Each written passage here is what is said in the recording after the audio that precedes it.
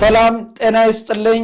ይህ በጉለሌ ክፍለ ከተማ ኮሙኒኬሽን ጽፈት ቤት በየሳምንቱ እየተዘጋጀ የሚቀርብላችሁ ሳምንታዊ አበይ ዜናዎች ናቸው። ከዜናዎቹ ጋር እልፊዮስ በትረ ነኝ።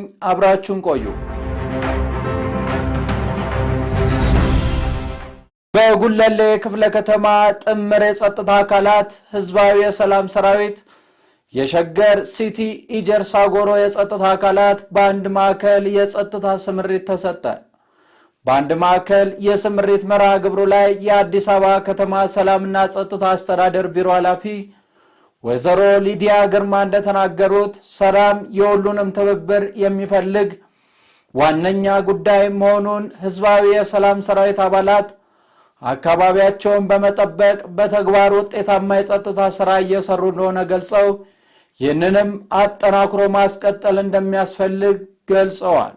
የጉለሌ ክፍለ ከተማ ዋና ስራ አስፈጻሚ አቶ ወልዴው ገሴ በበኩላቸው በክፍለ ከተማው የጥምር ጸጥታ አካላት እና የሰላም ሰራዊት የተቀናጀ አንድ ማዕከል ስምሪት በዋናነት የህዝቡን ደህንነት በንቃት ለመጠበቅና ነዋሪው ያለምንም የጸጥታ ስጋት እንዲቀሳቀስ ለማስቻል የተዘጋጀ በመሆኑ ከመቼውም ጊዜ በላይ አጠናክሮ ማስቀጠል እንዳለበት መልእክታቸውን አስተላልፈዋል።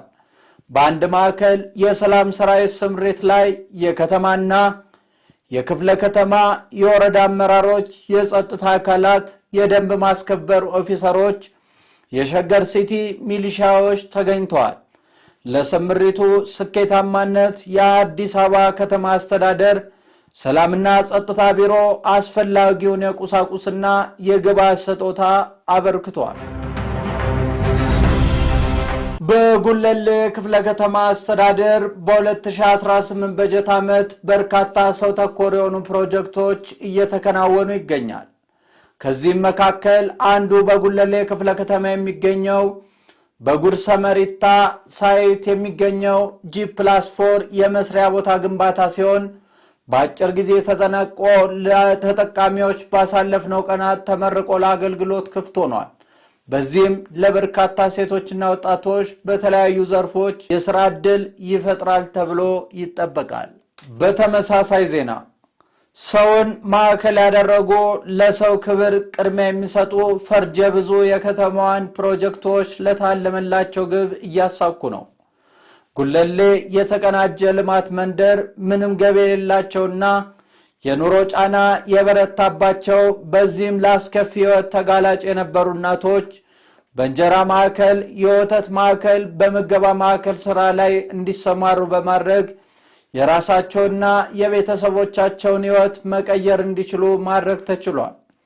በከተማ አስተዳደሩ የተገነባው የጉለሌ የተቀናጀ ልማት መንደር የመኖሪያ መንደር፣ የህፃናት ማቆያ፣ የእንስሳት ማርቢያ፣ የከተማ ግብርና ቦታዎች፣ የእህል ማከማቻ፣ ወፍጮ ቤት፣ መመገቢያ አዳራሽ እንዲሁም ዘመናዊ የአስፋልት መንገድ ያለው ሲሆን ዝቅተኛ ገቢ ያላቸው ነዋሪዎች የሚተዳደሩበትና የከተማችንን ሴቶች በመታደግ የታለመለትን ዓላማ እያሳካ የሚገኝ ሌላኛው ትሩፋት ነው።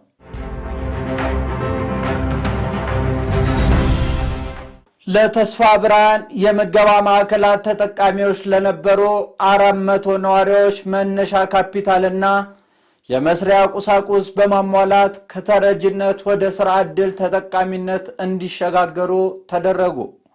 የአዲስ አበባ ከተማ አስተዳደር ለዜጎች ቅድሚያ በመስጠት በተስፋ ብርሃን የምገባ ማዕከላት ዜጎችን ከመመገብ ባለፈ በተለያዩ ጊዜያት ከተረጅነት ወደ ሥራ ዕድል ፈጣሪነት መሸጋገር የሚችሉትን የተለያዩ የሥራ ዕድል እንዲያገኙ ማድረግን አጠናክሮ የሚቀጥል መሆኑን ተናግሯል። የቀበና የወንዝ ዳርቻ የልማት ፕሮጀክት ለማህበረሰቡ ሁለንተናዊ ተጠቃሚነትን የሚያረጋግጥ መሆኑን ነዋሪዎች ገለጹ።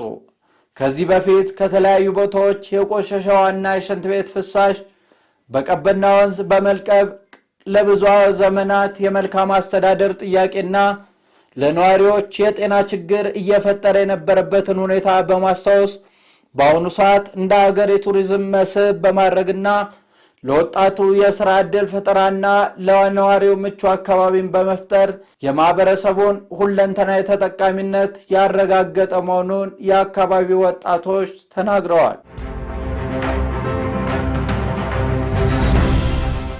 ሳምንታዊ አበይ ዜናዎቻችን ይህንን ይመስሉ ነበር። ለበለጠ መረጃ የኮሙኒኬሽን የማህበራዊ ሚዲያ ትስስር ገጾቻችንን ይከታተሉን። መልካም ሳምንት።